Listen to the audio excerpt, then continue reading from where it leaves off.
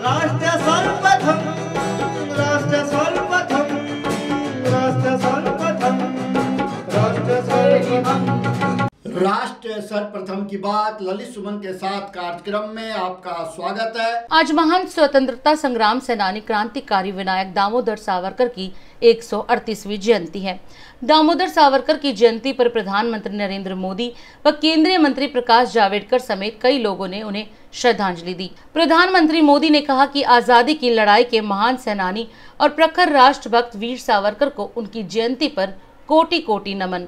तो वहीं केंद्रीय मंत्री प्रकाश जावड़ेकर ने कहा कि महान स्वतंत्रता सेनानी, समाज सुधारक, प्रखर वक्ता एवं लेखक विनायक दामोदर सावरकर जी की जयंती पर उन्हें कोटि कोटि नमन। औपनिवेशिक शक्तियों के खिलाफ उनकी बहादुरी, संघर्ष एवं त्याग हम सभी को सदा प्रेरित करता रहेगा। 28 मई 1883 को जन्मे विनायक दामोदर सावरकर का जन्म महाराष्ट्र में हुआ था। दामोदर सावरकर क्रांति होने के साथ साथ लेखक, वकील और हिंदुत्व की विचारधारा रखने वाले व्यक्ति थे। आपको बता दें कि भारत की आजादी का पहला बड़ा आंदोलन 1857 में हुआ था। इस आंदोलन पर दामोदर सावरकर ने 1909 में एक किताब लिखी थी जिसका नाम था the Indian war of independence 1857। इस किताब ने 1857 की लड़ाई को भारत का पहला स्वतंत्रता संग्राम घोषित किया था। स्वतंत्रता आंदोलन के दौरान अंग्रेजों ने दामोदर सावरकर को काला पानी की सजा दी थी और 26 फरवरी 1966 को सावरकर का निधन हो गया। दामोदर सावरकर की जयंती पर उत्तर प्रदेश के मुख्यमंत्री योगी आदित्यनाथ ने श्रद्धांजलि देते हुए ट्वीट किया कि मां भारती के अमर सपूत, प्रखर राष्ट्रवादी नेता, महान क्रांतिकारी, ओजस्वी वक्ता, स्वतंत्र वीर विनायक दामोदर सावरकर जी को उनकी जयंती पर कोटिश नमन। तो वहीं केंद्रीय मंत्री नितिन गडकरी ने भी सावरकर जयंती पर उन्हें नमन किया। राजस्थान की पूर्व मुख्यमंत्री वसुंधरा राजे ने भी ट्वीट कर सावरकर को श्रद्धांजलि दी। नई दिल्ली की सांसद मीनाक्षी लेखी ने भी सावरकर जयंती पर नमन करते हुए श्रद्धांजलि दी। तो वहीं भाजपा के राष्ट्रीय महासचिव व राज्यसभा सांसद दुष्यंत कुमार गौतम ने भी सावरकर जयंती पर उन्हें नमन किया। राष्ट्र सर्वप्रथम की टीम और नेशनल चैनल कात्यायनी के चैनल हेड ललित सुमन की तरफ से भी सावरकर की जयंती पर उन्हें कोटि कोटि नमन। राजधानी दिल्ली में जिस तेजी के साथ कोरोना के मामले बढ़ने लगे थे, उसी तेजी के साथ अब घटने भी लगे हैं और कोरोना संक्रमण दर की बात करें तो उसमें भी लगातार गिरावट नजर आ रही है। मुख्यमंत्री केजरीवाल ने कहा कि दिल्ली में अब कोरोना संक्रमण दर सिर्फ 1.5% ही रह गई है और अब दिल्ली सरकार धीरे धीरे दिल्ली में अनलॉक प्रक्रिया शुरू करेगी ताकि लोगों पर आर्थिक मार ज्यादा ना पड़े, जिसमें सबसे पहले गरीब और मजदूर वर्ग को ध्यान में रखते हुए 1 जून से निर्माण कार्य और फैक्ट्रियों को खोला जाएगा ताकि इस कोरोना काल में उन लोगों को ज्यादा दिक्कत ना हो। साथ ही मुख्यमंत्री ने दिल्ली वासियों से अपील की है कि इस कोरोना काल में कोरोना नियमों का सख्ती से पालन करें ताकि फिर से लॉकडाउन की नौबत ना आए। केसेस लगातार कम हो रहे हैं और ये सब दिल्ली के अपने 2 करोड़ लोगों की मेहनत का नतीजा है कि हम लोगों ने 1 महीने के अंदर दिल्ली में इस दूसरी वेव को, इसके ऊपर भी काबू पा लिया है दिल्ली के लोगों ने मिलके। पिछले 24 घंटे में लगभग 1.5% संक्रमण दर आया है और लगभग 1100 के करीब केस आए हैं और धीरे धीरे रोज केस कम हो रहे हैं, संक्रमण दर भी कम हो रही है। अस्पतालों के अंदर अब बेड मिलने में किसी तरह की कोई दिक्कत नहीं है। आईसीयू बेड भी काफ़ी खाली हो गए हैं, ऑक्सीजन बेड्स भी काफ़ी खाली हो गए हैं। जितने हम लोगों ने ये केंद्र खोले थे, कोविड सेंटर खोले थे, उसमें भी अब बेड काफ़ी अवेलेबल हैं। तो ये समय है अब धीरे धीरे अनलॉकिंग करने का। कहीं ऐसा ना हो कि लोग कोरोना से तो बच जाएं लेकिन भूखमरी से लोग मर जाएं। तो अपने को बैलेंस बना के चलना है कि एक तरफ कोरोना को भी कंट्रोल करना है और एक तरफ आर्थिक गतिविधियों को, इकोनॉमिक एक्टिविटीज़ को भी साथ साथ कोशिश करनी है, जहाँ जहाँ जितना बन सके उतना अलाउ किया जाए। तो सोमवार को सुबह 5 बजे तक ये वाला लॉकडाउन है। आज एलजी साहब की अध्यक्षता में डीडीएमए की मीटिंग हुई, दिल्ली डिज़ास्टर मैनेजमेंट अथॉरिटी की, और उसमें कुछ निर्णय लिए गए हैं लॉकडाउन खोलने के लिए। तो सबसे पहली चीज़ तो ये कि अब धीरे धीरे लॉकडाउन खोलने की प्रक्रिया चालू कर रहे हैं। बड़ी मेहनत से, बड़ी मुश्किल से कोरोना काबू में आया है अभी, लेकिन पूरी लड़ाई जीती नहीं है। तो इसीलिए जो अभी तक अपने को फ़ायदा हुआ पिछले 1 महीने के लॉकडाउन का, ऐसा ना हो कि अगर एकदम से खोल देंगे तो उसका नुकसान हो जाए। तो इसीलिए सबका ये मानना है, एक्सपर्ट्स का, कि इसको धीरे धीरे खोला जाए। खोलने में सबसे पहले अपने को उन लोगों का ख्याल रखना है जो समाज का सबसे गरीब तबका है, मजदूर हैं, दिहाड़ी मजदूर हैं, प्रवासी मजदूर हैं। ऐसे मजदूर सबसे ज़्यादा अपने को कंस्ट्रक्शन एक्टिविटीज़ में और फैक्ट्रियों में काम करने वाले मिलते हैं। तो आज इन 2 चीज़ों को मीटिंग में ये तय किया गया कि इन 2 गतिविधियों को सोमवार को सुबह से खोला जाएगा। जब 5 बजे ये वाला लॉकडाउन ख़त्म होगा तो अगले 1 हफ्ते के लिए इन 2 गतिविधियों को खोला जा रहा है, कंस्ट्रक्शन एक्टिविटीज़ को और फैक्ट्रीज़ को। इन 2 गतिविधियों को खोला जा रहा है। इस पे जो भी थोड़ी बहुत डिटेल्स हैं वो अभी जब ऑर्डर आएगा उसमें पता चल जाएगा कि क्या क्या एहतियात वहाँ पे बरतनी है। और एक्सपर्ट्स की ओपिनियन के आधार पर इसी तरह से धीरे धीरे लॉकडाउन खोलने की प्रक्रिया जारी रखेंगे, बशर्ते कोरोना फिर से बढ़ने ना लगे। और एक चीज़ कि जब तक ज़रूरत नहीं पड़े घर से बाहर ना निकलें। ज़रूरत बहुत ज़रूरी हो तभी घर से बाहर निकलें, ज़रूरत ना पड़े तो घर से बाहर ना निकलें। ये समय बहुत ही नाजुक समय है, हम सबको बड़ी जिम्मेदारी के साथ आचरण करना है ताकि हम सब मिलके अपनी दिल्ली को बचा सकें, अपने देश को बचा सकें। दिल्ली प्रदेश अध्यक्ष आदेश गुप्ता ने एक बार फिर प्रेस वार्ता कर केजरीवाल सरकार के मोहल्ला क्लिनिक पर सवाल खड़े किए हैं। आदेश गुप्ता ने कहा कि दिल्ली में कोरोना महामारी के दौरान केजरीवाल सरकार के मोहल्ला क्लिनिक बंद पड़े थे। इन मोहल्ला क्लिनिक में किसी भी तरह की कोई भी मेडिकल सुविधा लोगों को नहीं दी जा रही थी। इस प्रेस वार्ता में दिल्ली प्रदेश अध्यक्ष आदेश गुप्ता के साथ नेता प्रतिपक्ष रामवीर सिंह बिदूड़ी, दिल्ली के पूर्व अध्यक्ष व सांसद मनोज तिवारी भी शामिल थे। मोहल्ला क्लिनिक को दिल्ली के मुख्यमंत्री जी ने कई बार खुद ही मेडल दिए हैं और कहा है कि ये बहुत वर्ल्ड क्लास मोहल्ला क्लिनिक है। उन्होंने खुद ही इसकी कई बार तारीफ की है। लेकिन अफसोस है कि इस कोरोना पैंडेमिक में, महामारी के समय, जब मोहल्ला क्लिनिक की बड़ी ज़रूरत थी लोगों को, और उस समय जब मोहल्ला क्लिनिक की शुरुआत की थी तो 3 ऐसी बातें जो मुख्यमंत्री साहब ने कही थी, वो मेडिसिन्स को प्रोवाइड कराएंगी, वो डायग्नोस्टिक सेंटर के रूप में काम करेंगे और कंसल्टेंसी सेंटर के रूप में काम करेंगे। ये 3 बातें जो मुख्यमंत्री जी ने कही थी, और कहा था कि एक गरीब और आम आदमी के लिए उनको आसानी से इलाज वहां मिल जाएगा। जब सबसे ज़्यादा दवाई की ज़रूरत थी, एक पैरासीटामोल की गोली भी अगर वहां से मिल जाती तो लोगों को ये तकलीफ नहीं होती। दूसरा काम था डायग्नोस्टिक सेंटर के रूप में।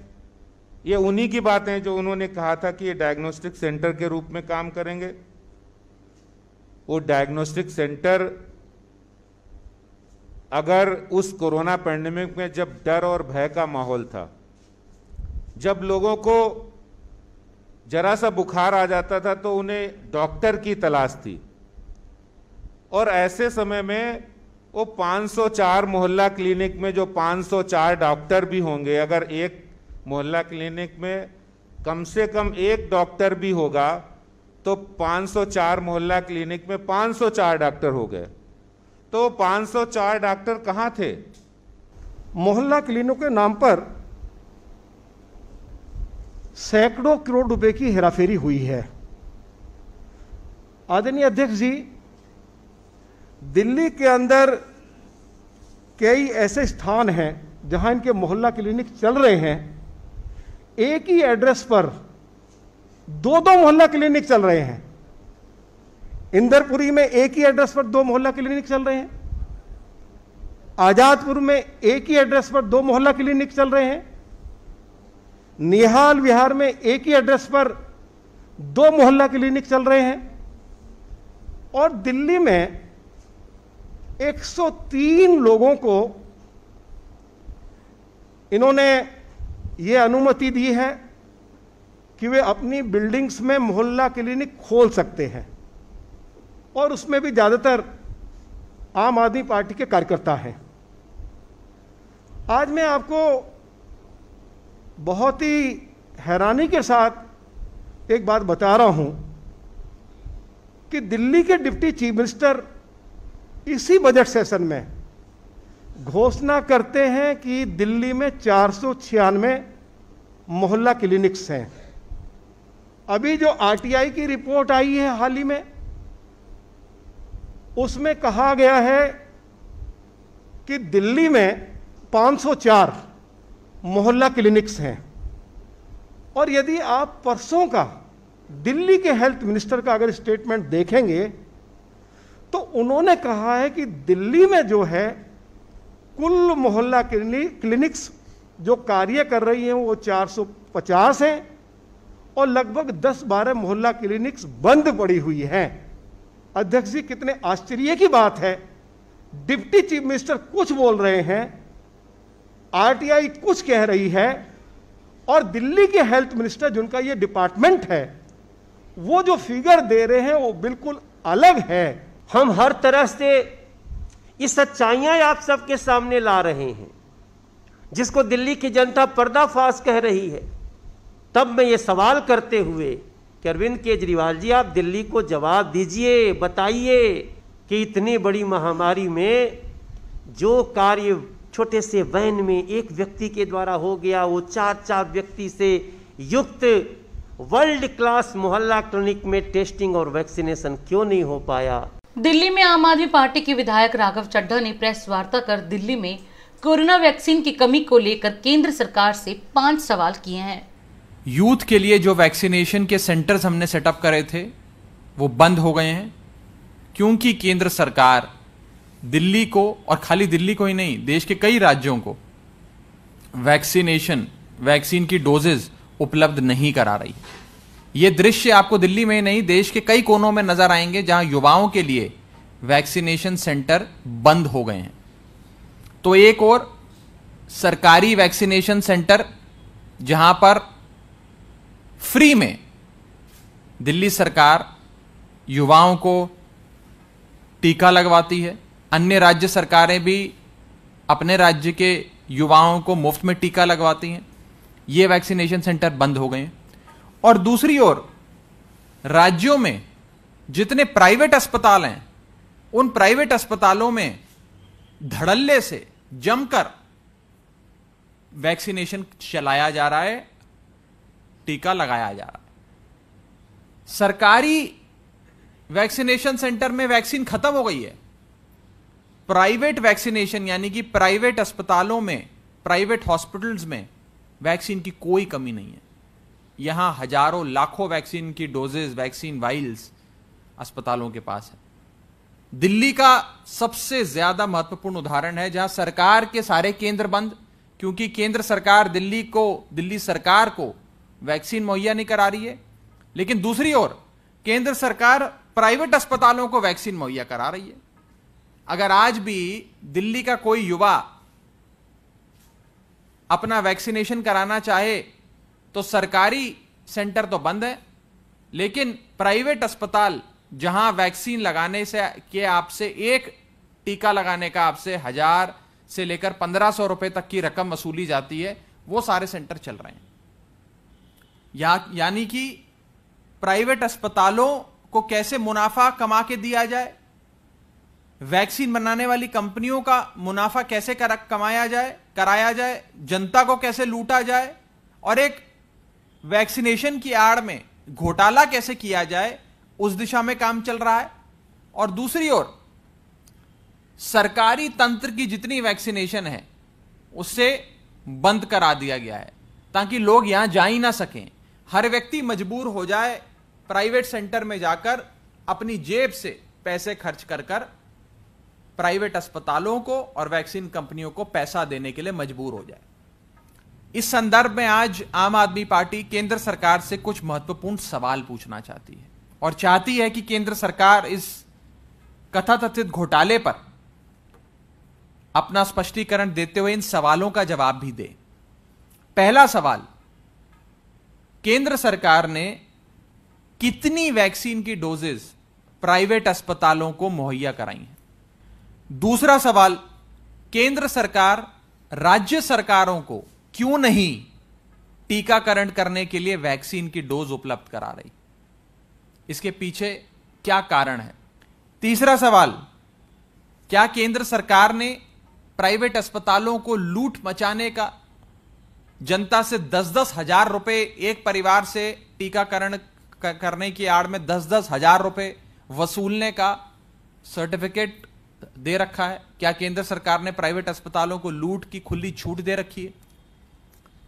चौथा सवाल, केंद्र सरकार की इन वैक्सीन कंपनियों से और इन प्राइवेट अस्पतालों से क्या अंडरस्टैंडिंग है, क्या साठगांठ है, क्या रिश्ता है जो प्राइवेट अस्पतालों को भी और वैक्सीन के जो उत्पादन करता है उनको प्रमोट किया जा रहा है, और सरकारी जो तंत्र है, सरकारी टीकाकरण के जो सेंटर्स हैं उन्हें बंद कराया जा रहा है? तो इनकी क्या अंडरस्टैंडिंग है, क्या रिश्ता है, इस पर केंद्र सरकार अपना स्पष्टीकरण दे।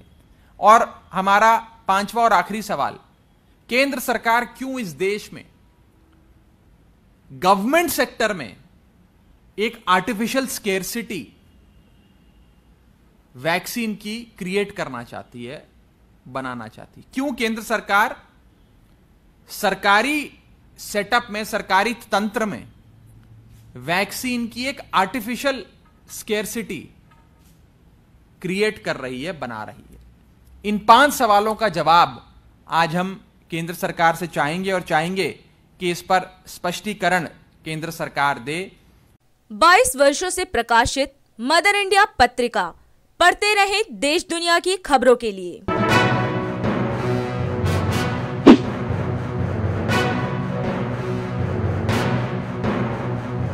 26वें वर्ष में आपके लोकप्रिय समाचार पत्र इंडिया दर्पण का प्रवेश। आप देखते रहें अपने क्षेत्र की खबरें।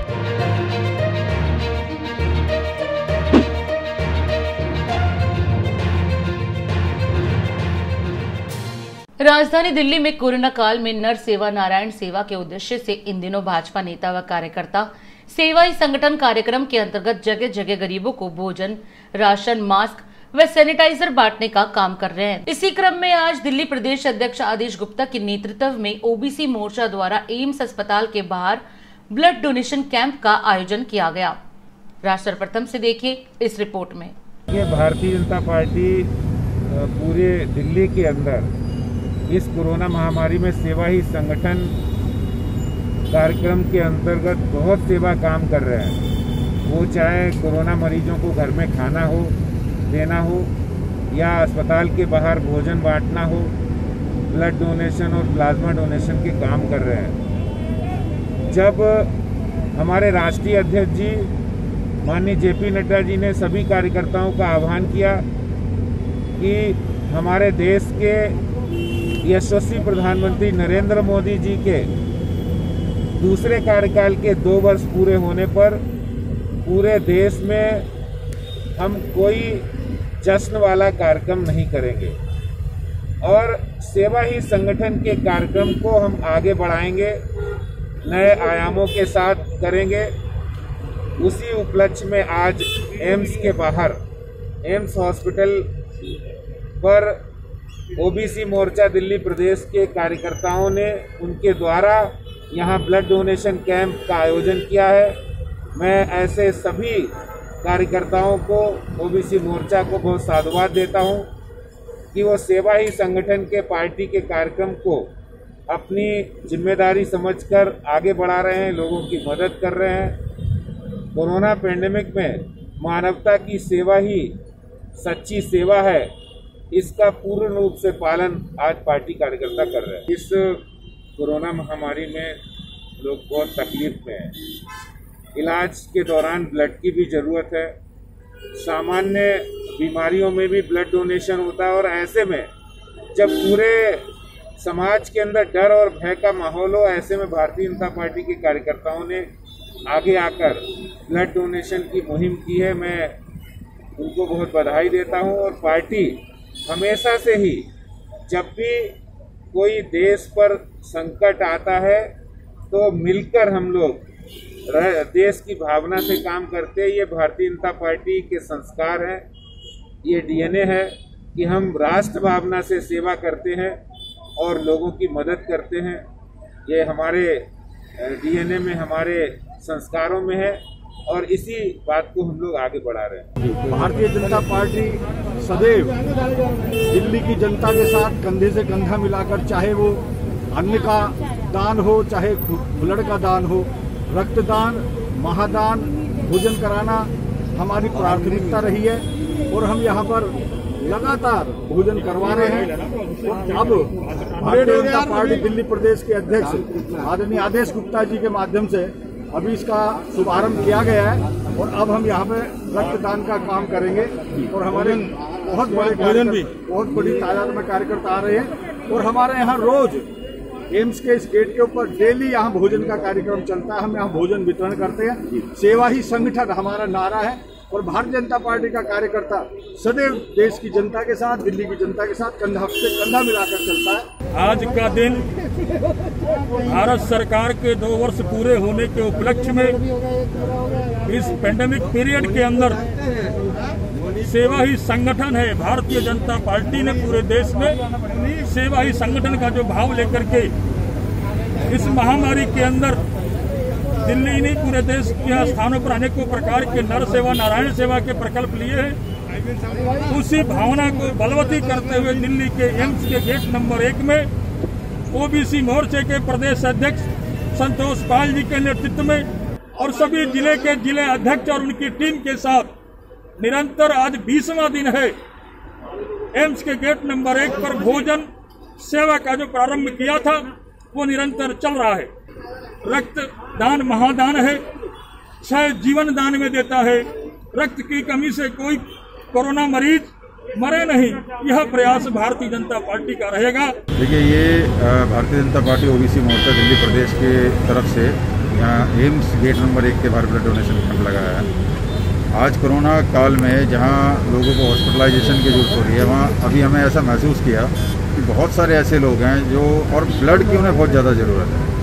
इसलिए उन सब लोगों को, मरीजों को, तीमारदारों को जिनको ज़रूरत है, उनको ब्लड मुहैया हो सके, मिल सके, इसके लिए हमने कैंप का आयोजन किया। क्योंकि अब तो दिल्ली में विशेष तौर पर कोरोना के केसेस कम हो रहे हैं, लगातार घट रहे हैं, लेकिन हम सब लोगों को ये बात ध्यान रखनी है कि कोरोना ख़त्म नहीं हुआ, क्योंकि इसकी पिछले 2019 के बाद से लगातार हम देख रहे हैं कि इसकी ग्रोथ बिल्कुल अप डाउन हो रही है। जहां हमने लापरवाही बरती वहाँ कोरोना विकराल रूप लेके हमारे सामने आया। तो आगे भी अगर ये भले ही कम हो रहा है, 1000 केस के करीब अब दिल्ली में पहुंच गए हैं, लेकिन आगे भी अगर हमें इसे 1000 और 1000 से 0 पे लेके आना है और 0 के बाद भी हमें ध्यान रखना है कि हम कोरोना प्रोटोकॉल का पालन करें, मास्क लगाएं, सोशल डिस्टेंसिंग रखें, बराबर हाथ धोएं और तमाम जो एहतियात सरकार द्वारा बताए जाते हैं उनको हम पालन। पश्चिमी दिल्ली के पूर्व सांसद व कांग्रेस के वरिष्ठ नेता महाबल मिश्रा ने आज दिल्ली को अनलॉक करने की वकालत करते हुए कहा कि सभी लोगों को कोरोना के नियमों का पालन करना चाहिए। उन्होंने कहा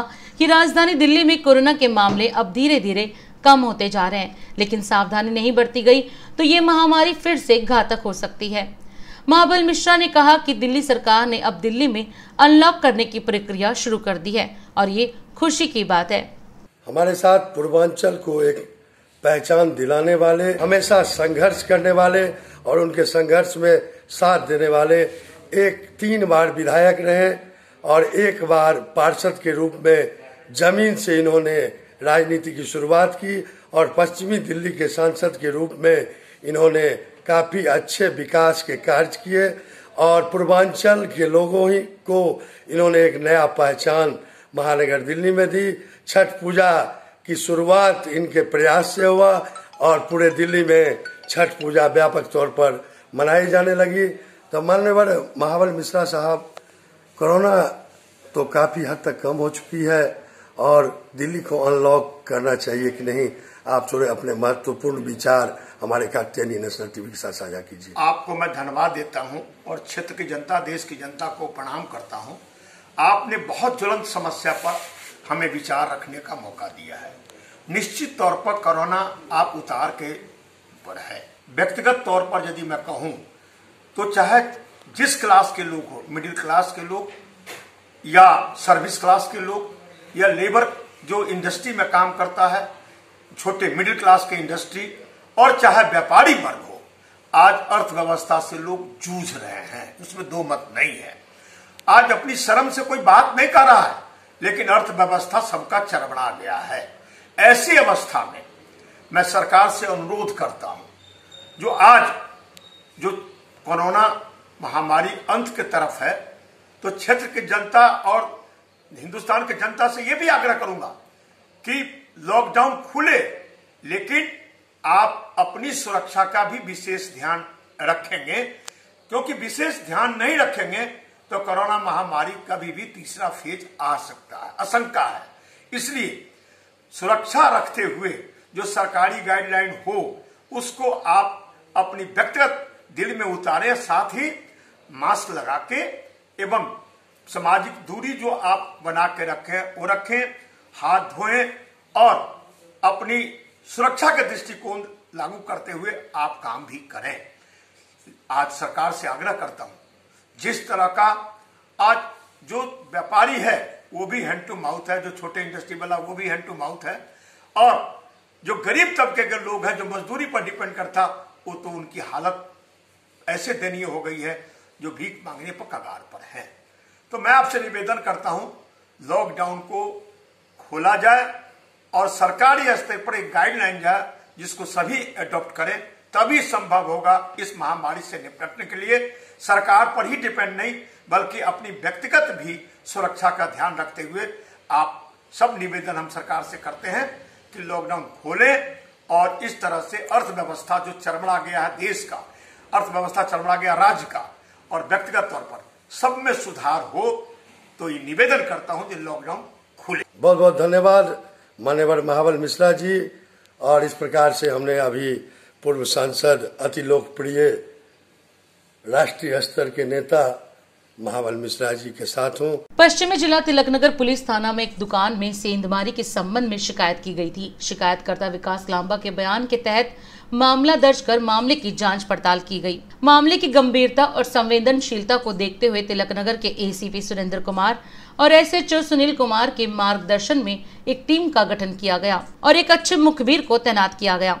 पुलिस ने लगभग 50 से ज्यादा सीसीटीवी कैमरों की जांच की और मुखबिर द्वारा दी गई सूचना के आधार पर आरोपी शिवम उर्फ पिना को धर दबोचा।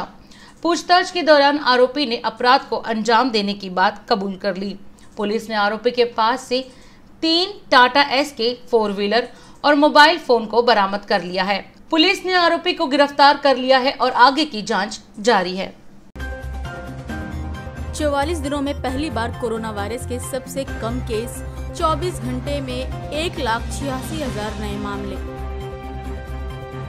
12वीं की परीक्षा रद्द करने संबंधी याचिका पर 31 मई को सुनवाई करेगा सुप्रीम कोर्ट। ऑक्सीजन की कमी से मरने वालों के परिजनों को 5 लाख रुपए देगी दिल्ली सरकार। जम्मू कश्मीर के उधमपुर की केमिकल फैक्ट्री में लगी आग। बिहार झारखंड से यूपी तक दिखा यास का असर, रात भर तेज हवाओं के साथ भारी बारिश। राहुल ने प्रधानमंत्री मोदी पर हमला बोलते हुए कहा है कि पीएम ने जिम्मेदारी नहीं निभाई, वैक्सीन पर रणनीति नहीं बदली तो तीसरी, चौथी और 5वीं लहर तय है। डोमिनिका की अदालत ने भगोड़े हीरा कारोबारी मेहुल चौकसी को भारत भेजने पर रोक लगाई। कोरोना के चलते 1 माह टला ऑस्कर पुरस्कार समारोह, अब 27 मार्च 2022 को होगा आयोजन। शेयर बाजार हरे निशान पर खुला, सेंसेक्स में 300 अंक से ज्यादा बढ़त। भारतीय महिला क्रिकेट टीम को लगी कोविड-19 टीके की पहली डोज, इंग्लैंड के लिए होंगे रवाना। राष्ट्र सर्वप्रथम की बात ललित सुमन के साथ कार्यक्रम में हम आपसे आज विदा लेते हैं। राष्ट्र सर्वप्रथम, वंदे मातरम, जाग उठा है भारत। राष्ट्र सर्वप्रथम, राष्ट्र सर्वप्रथम, राष्ट्र सर्वप्रथम। शिवम्